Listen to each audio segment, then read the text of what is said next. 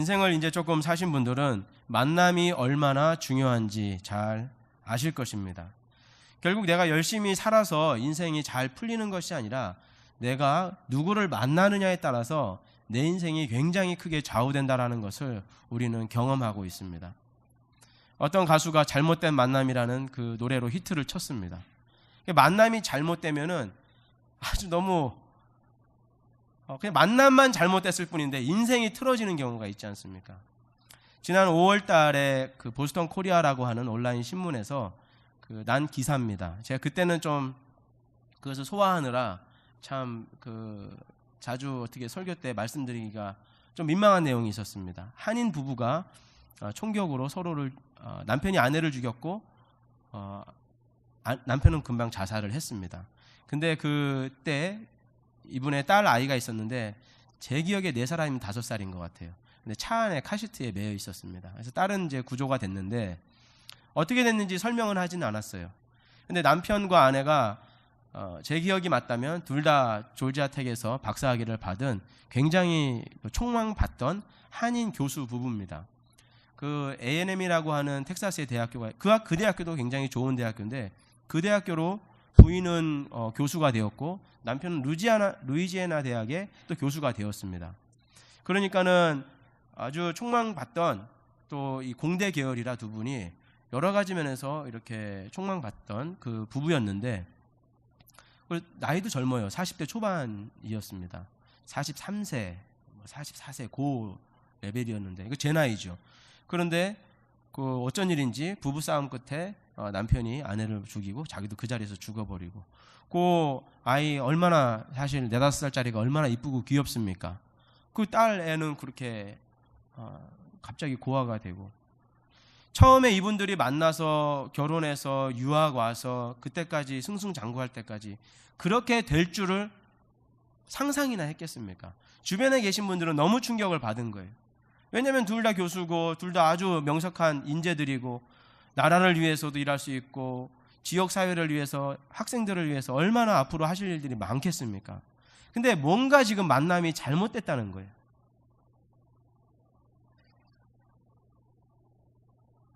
학생들도 마찬가지입니다. 대학교 가서 이 성 정체성이 바뀌어가지고 남자가 여자가 돼서 오는 경우가 있어요.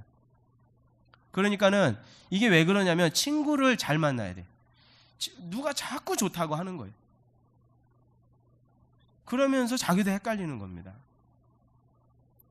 그 프레셔가 너무나 큽니다. 중고등학교 때 얼마나 친구가 중요합니까?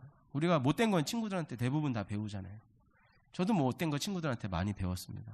많이 배웠는데 저는 심지어 이제 초등학교 때 친구들한테 도둑질을 배워가지고 이게 또 레코드가 되고 있네. 그 가게 어르신한테 또 죄송한 말씀을 제가 미리 드리고 도둑질을 배워가지고 우리 친구들이 돈이 없이 과자를 먹을 수 있다. 그래서 내가 그게 진짜냐? 그래 그때 제가 10살 11살 때예요. 한 11살 12살. 그 가게에 갔더니 어떻게 하는가 봤더니 그 친구들이 막 주인 아저씨한테 이거 얼마예요? 저거 얼마예요? 막 우리가 관심을 끌 테니까 너는 들고 튀어라 그러는 거예요. 그래갖고 우리가 조를 짜가지고 했는데 성공했어요. 그래 과자를 막 엄청 먹었어요. 남아가지고 집에 싸갖고 갔죠. 이제 그게 화근인 거야. 우리 아버지가 돈을 주지 않았는데 내가 과자를 이렇게 몇 봉지 갖고 와서 먹고 앉아 있으니까 너 이거 어떻게 된 거야? 제가 이제 울면서 엉엉 울면서 이게 훔친 건데 이래 됐다고. 제 손을 끌고 이제 그 가게 집으로 가서 아버지께서 이제 얘가 우리 아들인데 훔쳤다고 죄송하다고. 그 사람은 뭐 물건이 나갔는지도 몰라요. 그래서 그 돈을 값을 치러 드리고 그날 밤 제가 어떻게 됐는지 이제 상상에 맡기겠습니다. 집에 와가지고 잊지 못할 밤을 보내고. 그러니 제가 친구들을 제가 블레임하는 건 아니지만 뭐 어쨌든 그 친구들 없었으면 혼자서는 절대로 제가 할 수 없었던 아주 우애가 있었던 친구들입니다. 또 한 번은 그 화약놀이를 하는데 던지면은 이게 빠르게 스핀하면서 불이 쫙 이렇게 부채꼴로 쫙 퍼지는 게 있었어요. 그러면 그게 아스팔트에 있으면 그 발로 차고 놀거든요. 발로 뻥 차면 불이 팩팩 하면서 절로 가니까 그것도 재미가 있어요. 그렇게 하고만 놀면 되는데 한 놈이 그 여관의 복도에다가 그걸 던진 거예요. 그러니까 이게 여관 복도는 카페트잖아요. 여관 문이 열려 있었는데 거기다가 무슨 생각인지 그 친구가 던져가지고 그게 그 자리에서 도니까 거기가 빵꾸가 나면서 불이 붙더라고요. 연기가 나고 불이 붙는 걸 우리가 보는 순간 다 튀었죠. 저는 친구들이 튄지 모르고 와 이러고 있다가 그 주인한테 잡혔어요. 그래가지고 이제 또 그 주인은 우리 집으로 저를 끌고 갔죠. 카페트가 가운데가 빵꾸가 뽕 났으니까 카페트 물어내라 이거예요. 그 상황은 어떻게 정리됐는지 지금 하도 제가 기억이 없어요. 아주 기억하기 싫었던 상황으로 일이 전개가 된 것 같아요. 하여튼 제가 험한 놈들 만나가지고 하여튼 인생에서 큰일 날 그런 적이 몇 번 있었어요. 이건 좀 약과입니다. 진짜 제가 험한 애들 많이 만났어요. 재미삼아 어디에 이것저것 해보자고 하는데 그것도 재미가 있어요. 그래가지고 제가 경찰서 안 붙잡혀 간 게 너무너무 다행이에요.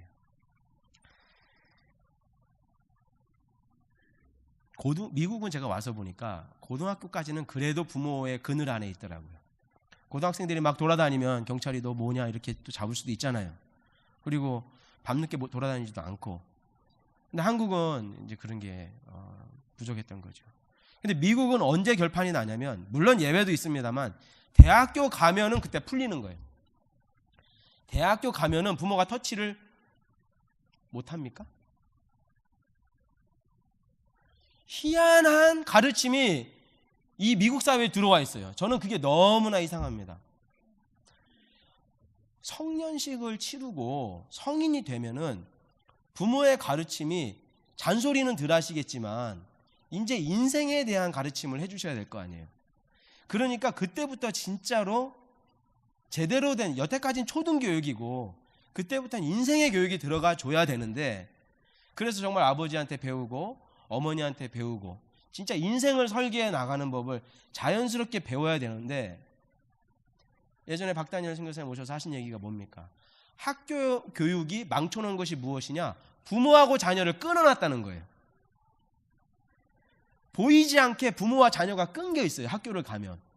그러니까 아이들의 마음속에 부모는 배울 존재가 아니야. 부모는 부모일 뿐입니다. 공부는 어디서 맞습니까? 학교에서 맞습니다. 그게 학교 제도가 지금 크게 잘못하고 있는 거예요. 우리 입장에서 보면. 왜냐면 애들이 고등학교까지는 그냥 버팁니다.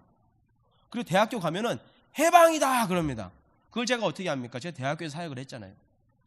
기숙사에 가면 이 해방된 아이들의 꼴이 어떤지 마약 냄새, 마리화나 냄새가 복도에 아주 안개처럼 이게 주말에 되면은 그게 핍니다. 뭐 난리도 아니에요. 난리도 아니에요. 뭐 성적인 문제는 제가 설명을 해드릴 필요가 없습니다. 난리도 아니에요. 이게 왜 이런 현상이 일어나? 그 친구들이 고등학교 때는 안 그랬던 애들입니다. 명문대에 들어간 친구들이고 보면은 아주 학생들 한 사람 한 사람 그 입학사정관이 그 에세이 써가지고 나 잘났다고 입학사정관한테 어필을 한 거잖아요. 나는 이 학교에 충분히 들어갈 자격이 된다고 자기를 어필한 거잖아요.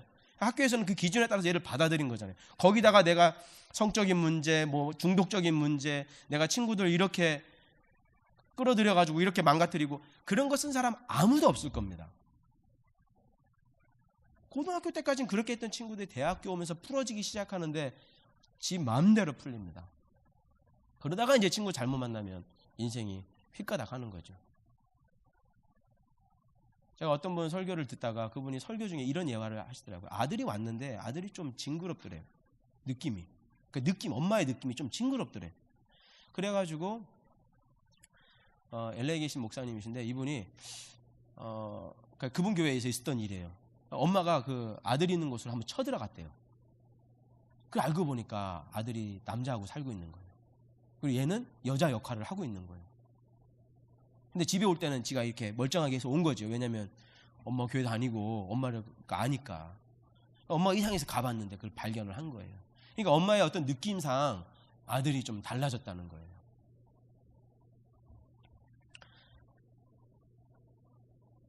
뭐 그분 말씀은 그래요. 우리 아들은 원래 안 그랬는데 친구 잘못 만났다 이거예요. 뭐 어느 정도까지 제가 믿어야 될지는 모르지만 어쨌든 뭐 사람이 만남이 그렇게 됐으니까 또 일이 그렇게 된 거잖아요. 대학교 가도 교육은 계속되는 겁니다. 인생의 교육은 계속되는 겁니다. 그리고 대학교 가서부터가 진짜입니다. 왜냐하면 그 여자친구 사귀어야 되죠. 전공 정해야 되죠.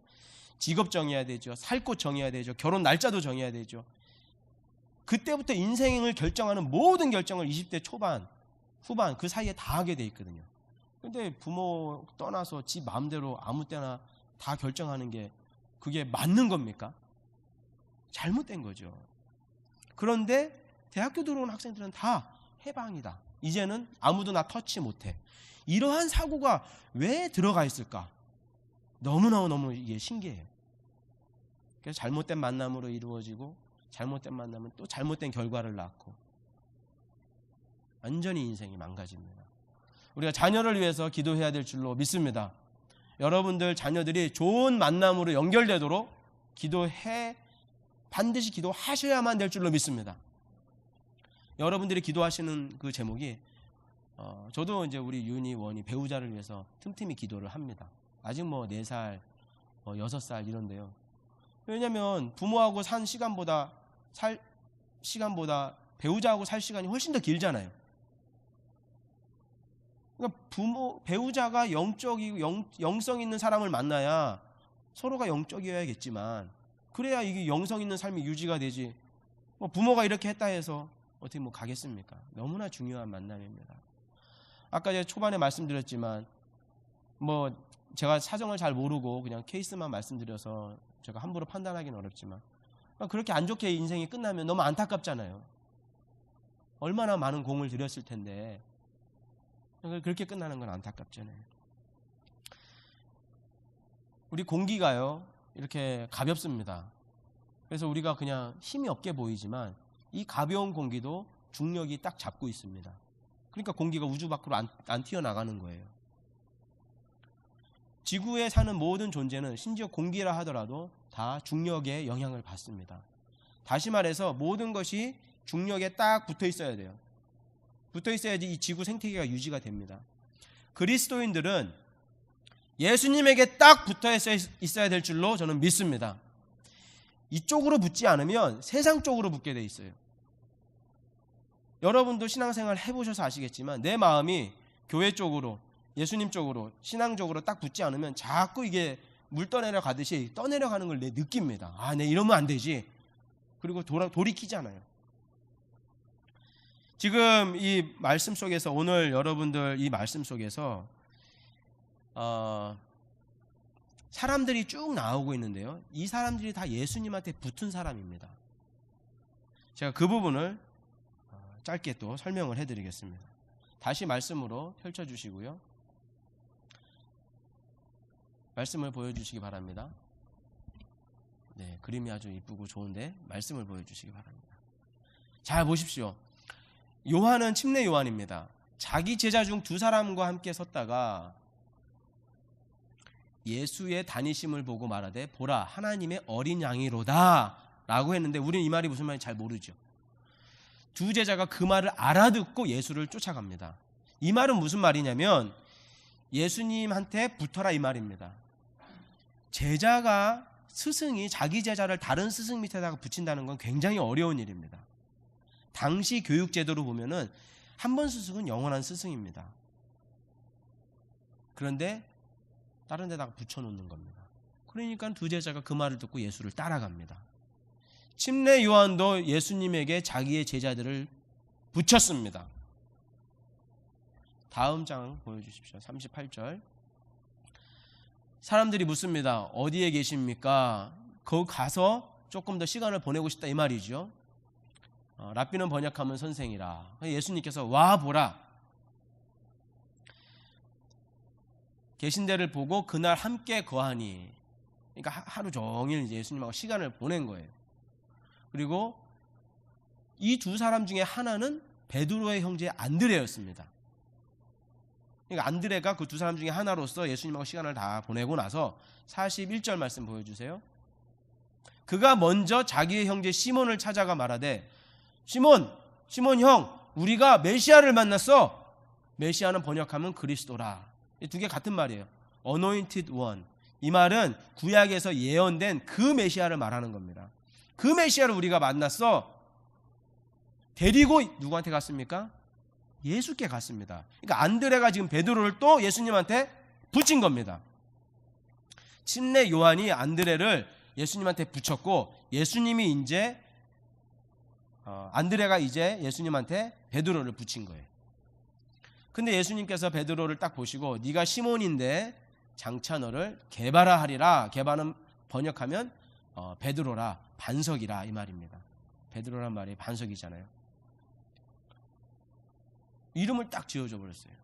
그리고 나서 예수께서 갈릴리로 나가려 하시다가 빌립을 만나 이르시되 예수님께서 또 자기에게 붙이십니다. 나를 쫓으라.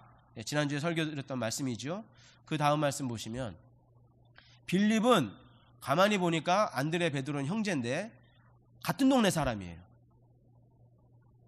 친구들인데 빌립은 자기 친구 나다나엘을 또 찾아서 이르되 우리가 그분을 만났다. 그분은 나사렛 예수시다. 또 나다나엘을 예수님에게 붙입니다. 물론 나다나엘이 무슨 선한 것이 나올 수 있겠느냐. 자, 이 부분 지난주에 설교 말씀드렸으니까 생략하겠습니다. 근데 빌립이 그러잖아요. 와보라. 이 말씀을 누가 했었죠 원래? 예수님이 하셨잖아요. 그대로 한 거예요. 잘 붙은 거예요. 와서 보면 될 거 아니냐. 뭐 내가 뭐 설명할 게 뭐 있느냐. 그 당시 사람들이 다 예수님에게 형제도 붙입니다. 친구도 붙입니다. 제자도 붙입니다. 다 붙였어요. 그 전에 물론 자기도 붙었어요. 이 시간에 계신 여러분 한 분 한 분 예수님께 붙으시기를 축원드립니다. 그것이 바로 지금 요한복음 1장이거든요. 예수님의 구원 사역의 역사는 누구로부터 시작하는가? 어떤 사람들이 시작하는, 예수님한테 붙은 사람들이 시작하는 것입니다. 할렐루야. 예수님한테 붙지 않은 사람들은 여기 있지를 않아요. 뭐 등장인물이 지나가는 행위는 1, 2로 끝나는 겁니다. 역사의 주인공은 바로 예수님한테 붙은 사람들입니다. 내가 할 수 있는, 친구로서 할 수 있는 최고의 일은 무엇인가? 내 친구를 예수님한테 붙이는 것입니다. 할렐루야. 내가 부모로서 할 수 있는 최고의 일은 내 자식을 예수님한테 붙이는 것인 줄로 믿습니다. 여러분 가만히 보세요. 제가 이번 주에 드디어 이 방정식을 풀었어요. 한번 들어보십시오. 목사를 포함해서 믿는 가정에서 자란 아이들이 믿음이 좋기가 의외로 어렵습니다. 제가 이걸 참 오랫동안 숙제였어요. 근데 저처럼 불교 가정에서 자라고 예수님 믿지 않다가 고등학교 때, 대학교 때 아니면 그 이후에 예수 믿은 사람은 의외로 믿음이 셉니다. 제가 아무리 봐도 이해가 안 돼요. 성경에 봐도 축복권이 있고 영권이 있는데 왜 부모 밑에서 얼마나 저는 그 모태신앙을 부러워했는지 몰라요. 수련회 갈 때 거짓말 안 해도 되잖아. 저는 제가 돈도 모아야 되고 제가 거짓말해서 수련회를 늘 다녔거든요. 학교에 무슨 활동이 있다 이러고 다녔어요. 아버지께서 물론 이제 속아주신 거지만 반대를 하니까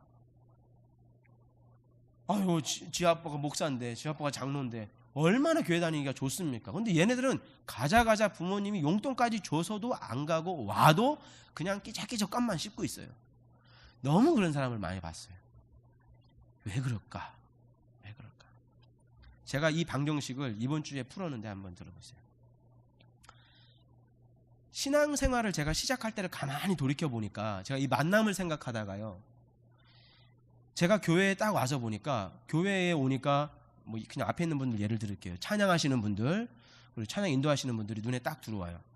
어린 마음에도. 그래서 저분하고 이제 교제를 저도 좀 하고 싶은 거예요. 아 집사님 저도 찬양팀 들어가고 싶습니다. 이렇게 좀 따라다녀 보는 거예요. 근데 앞에 서신 분들이 대부분 믿음이 좋아요. 그러니까는 자연스럽게 나도 저 집사님처럼 찬양하고 싶다. 나도 저 집사님처럼 찬양 인도하고 싶다. 그런 생각이 들어요.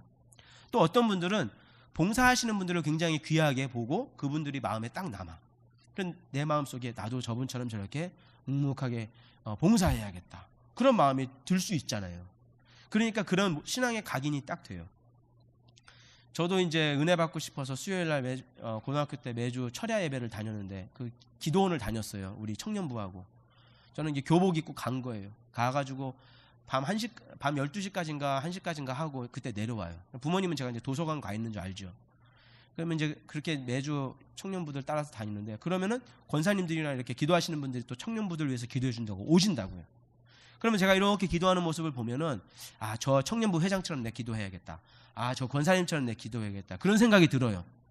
그러니까 어린 시절 제가 가만히 보니까 저는 밑바탕이 전혀 없으니까 제가 모델을 찾아야 돼.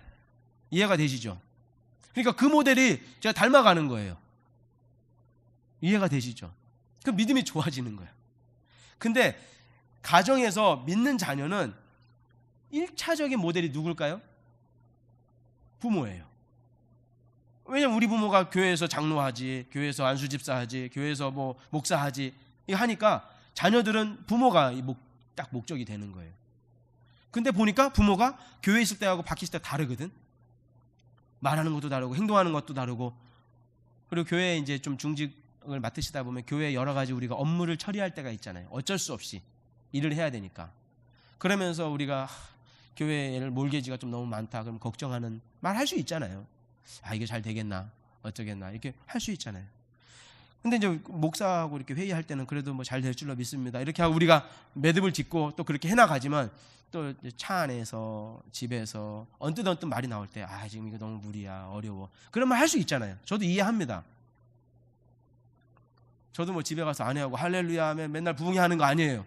이런 얘기 저런 얘기 합니다. 근데 윤희가 듣고 있더라고. 그래서 아, 이제 6살이니까 이제 조심해야겠다 그 생각이 들어요. 그래서 이제 차 타면 절대 교회 얘기 안 하려고. 할 얘기는 교회 얘기밖에 없지만 그래도 안 하려고. 왜냐하면 애들은 전혀 알아들을 수 없는 지금 상황에서 아, 너무 그때 힘들어 그것 때문에 애들은 그것만 딱 아는 거예요. 그래서 목사님 아빠는 앞에서는 뭐 할 수 있다 이렇게 얘기해놓고 뒤에 가서 힘들다, 너무 이상하게 세팅이 돼버리는 것 같아요. 그래서 의외로 믿음 있는 가정의 아이들이 믿음 들어가기 어려운,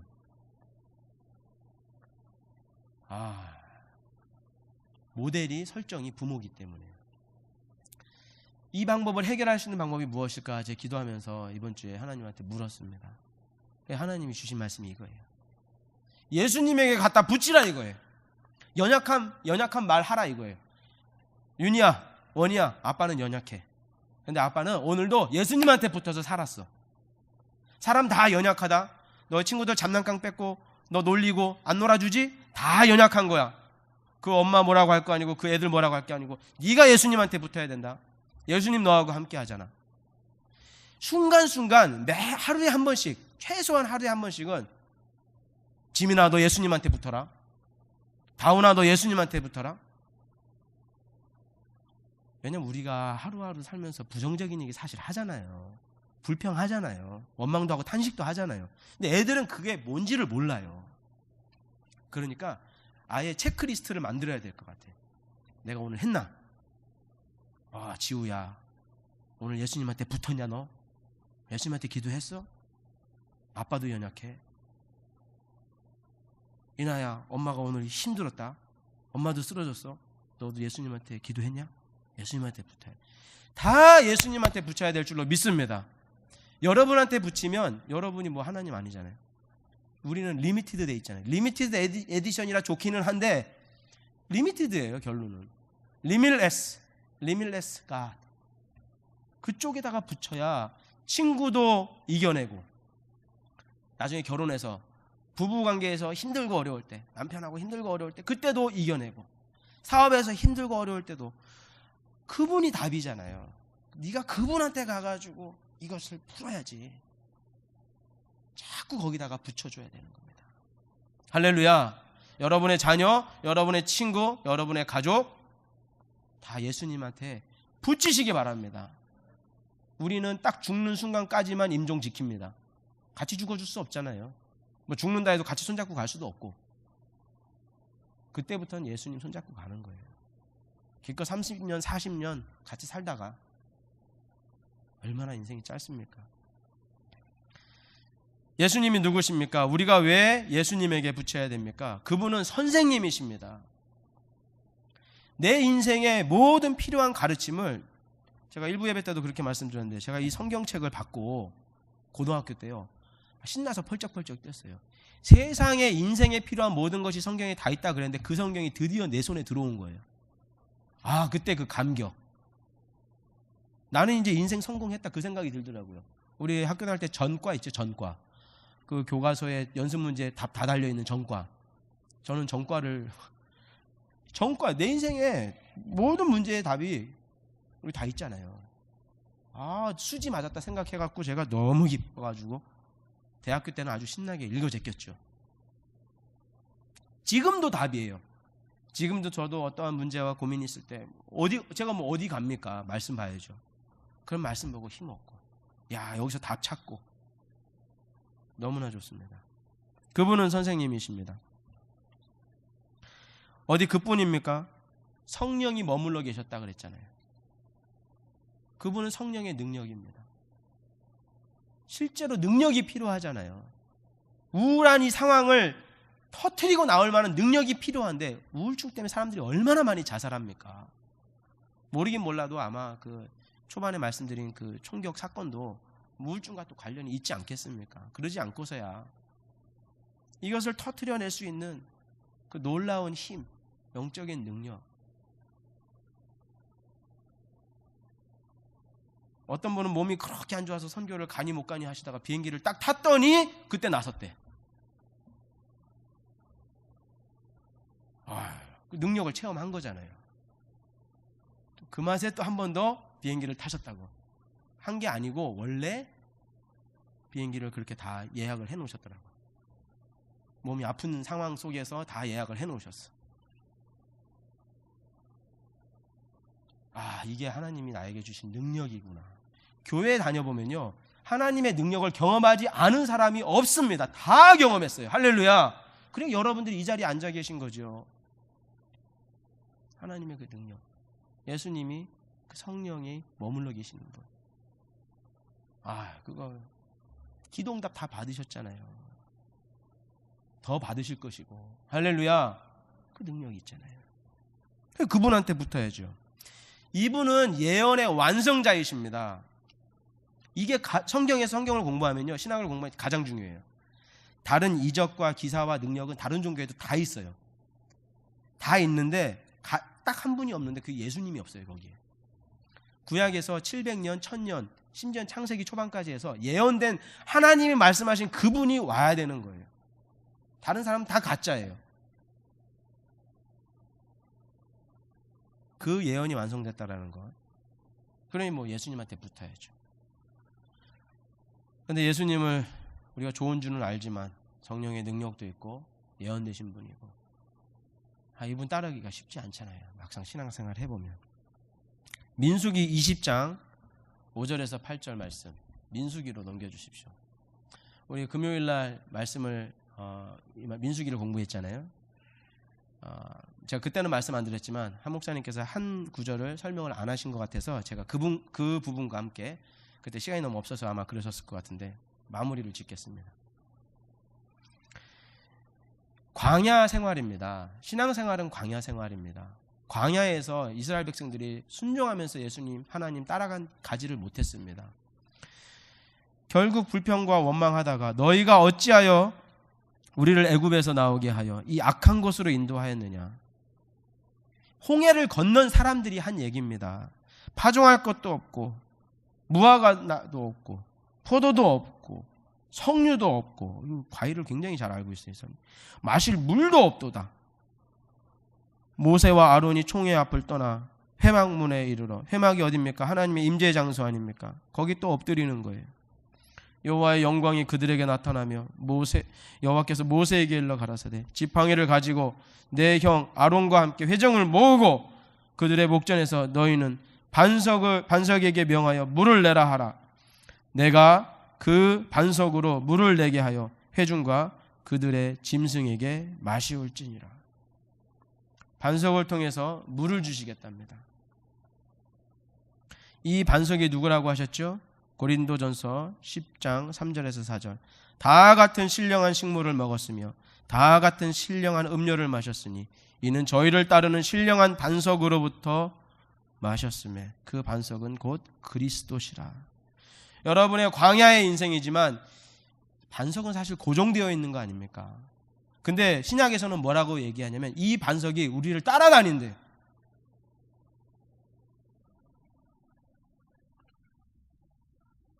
저희를 따르는 신령한 반석. 놀랍지 않습니까? 어떻게 다리가 달려서 이 바위가 걸어 다닙니까? 우리와 동행하시는 예수 그리스도, 그것을 지금 설명하고 있는 겁니다. 여기에서 끝나지 않습니다. 제가 드리고자 하는 말씀이 이 말씀입니다. 출애굽기 17장 6절. 내가 거기서 호렙산 반석 위에 너를 대하여 서리니 너는 반석을 치라. 그것에서 물이 나리니 백성이 마시리라. 모세가 이스라엘 장로들의 목전에서 그대로 행하니라. 반석에게 명하는 부분이 있고 치라는 부분이 있습니다. 그 부분을 설명을 다 안 해주셨는데 간단하게 말씀드리겠습니다. 반석을 치라고 했죠. 그 반석 위에는 누가 있습니까? 바로 이 출애굽기에서는 내가 너를 대하여 서리니, 그 반석은 눈으로 보면 반석 바위덩이 하나지만 그 위에 누가 서 있다고요? 하나님이 서 계신 겁니다. 예수님이 서 계신 겁니다. 이 반석은 예수 그리스도. 근데 그걸 칩니다. 치면 아프겠죠. 반석이 물이 나오려면 쪼개져야겠죠. 광야의 인생은 어렵고 힘듭니다. 그러나 예수님은 우리를 따르면서 그 반석 위에 서서 우리가 치는 그 막대기, 회초리, 그 순환과 수모를 받으시고 계시는 것입니다. 할렐루야. 그것이 바로 구약에 나오는 예수님의 십자가의 모형입니다. 우리 타이폴로지 그거 배웠죠? 나를 때리라 이겁니다. 그러한 사랑으로 예수님께서 여러분과 동행하고 계시는 줄 믿으시기 바랍니다. 이 예수님에게 붙으시기를 축원드립니다.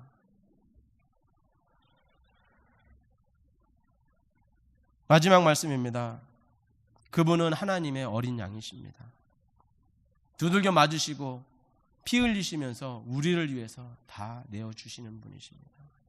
그분한테 붙지 않을 이유가 있습니까?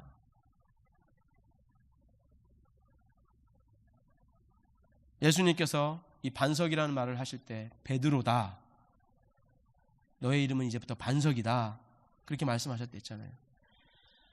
사람들이 나를 누구라 하느냐? 베드로가 이야기합니다. 주는 그리스도시여 살아계신 하나님의 아들입니다.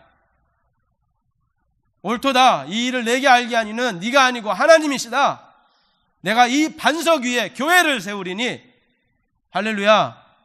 카톨릭은 이거를 잘못 이해해서 이 반석은 베드로는 이제 교황, 그래서 교황이 교회의 머리, 뭐 이렇게 해서 교황이 교회의 파운데이션, 예수님이 아니고 교황이 파운데이션이 돼버렸어요. 잘못된 거예요. 이 반석 위에 교회를 세우겠다라고 하는, 그러면 예수님이 여기선 반석인데 예수님이 이 파운데이션이어야 되잖아요. 그러면 베드로의 반석은 무엇이냐? 주는 그리스도시요 살아계신 하나님의 아들입니다 라는 이 믿음의 고백을 하는 사람들이 지금 모여서 교회가 섰잖아요. 이 믿음의 고백이 바로 반석과 같은 고백입니다. 내가 이 반석 위에 교회를 세우리니, 그 반석은 믿음의 고백입니다. 우리가 침례주고 할 때 그 믿음의 고백을 반드시 받잖아요. 그것이 바로 그 의미입니다.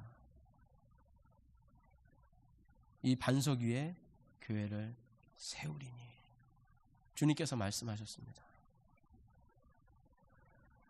그런데 더 놀라운 것은 무엇입니까? 베드로가 이 반석이라고 고백한 것보다 더 놀라운 것은 예수님이 베드로를 지금 오늘 부르셔서 3년간 그렇게 가르치시고 기적 베푸셔서 베드로를 반석이 되게 하신 바로 그 사건인 줄 믿습니다. 그게 예수님의 은혜예요. 베드로 아무것도 몰랐던 사람이잖아요. 안드레 따라서 그냥 예수님 만난 사람이잖아요. 그 베드로를 반석이 되게 하겠다고 하셨는데 그 반석과 같은 흔들리지 않는 믿음의 고백이 나오게 한 겁니다. 그 예수님이 놀라운 하나님의 어린 양이시고 성령의 능력이시고 우리를 위해서 십자가 지신 하나님의 독생자, 그분에게 붙지 않을 이유가 무엇이 있습니까? 이 시간에 말씀을 맺으면서 여러분과 다 같이 한번 기도하기를 원합니다. 나의 이 고백을 하게 하신 그 고백 위대하지. 여러분, 우리의 고백은 연약합니다. 하나님께서 우리로 하여금 고백하게 만들어 주셨다는 것, 예수님께서 우리의 이 연약한 고백을 반석으로 만들어 주셨다는 것, 감사요, 찬송이요, 은혜입니다. 이 시간 같이 기도하실 때 하나님 감사합니다. 하나님 찬송합니다. 저는 아무것도 없었습니다. 예수 그리스도 덕분에 제가 믿음의 고백을 할 수 있었습니다. 감사기도 같이 올리시겠습니다. 기도하시겠습니다.